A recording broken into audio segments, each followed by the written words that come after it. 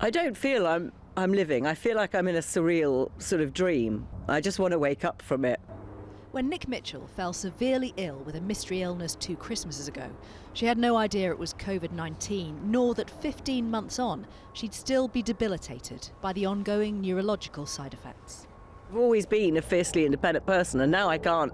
Some days I can't brush my teeth, I can't clean my fridge, I can't feed myself, I can't cut vegetables without cutting my fingers off. I can't taste the milk that could be 2 weeks old and that is thick, globbly milk when I put it in my coffee in the morning, and I have to just laugh at myself, but I just feel finished. Nick now wears arthritis gloves for chronic joint pain and has been treated for a whole gamut of psychological and neurological post-COVID conditions, and she's not alone. It's scary. It's really, really scary. I think that's the worst thing. You just don't know what to expect.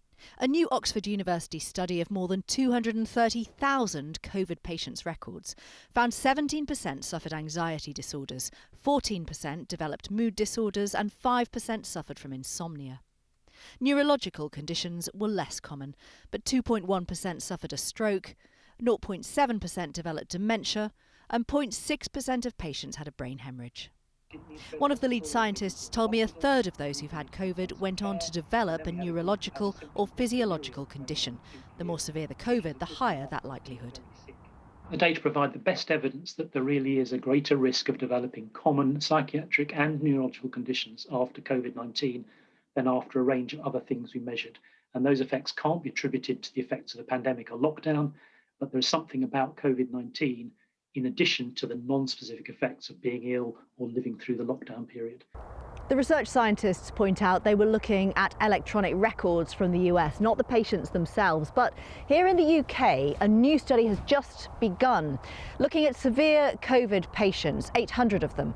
And over the next year, they'll have brain scans, blood tests and much more to try to understand why they're developing dementia, strokes and other neurological conditions. As a clinician, I'm concerned about how the NHS services are going to cope with what is likely to be a significant increase in patients presenting with one or other of these conditions, either to their GP or to specialists. The hope is that ongoing studies about the long-term effects of COVID will give hope to survivors like Nick, that eventually treatments might be found to reverse them. Catherine Jacob, 5 News.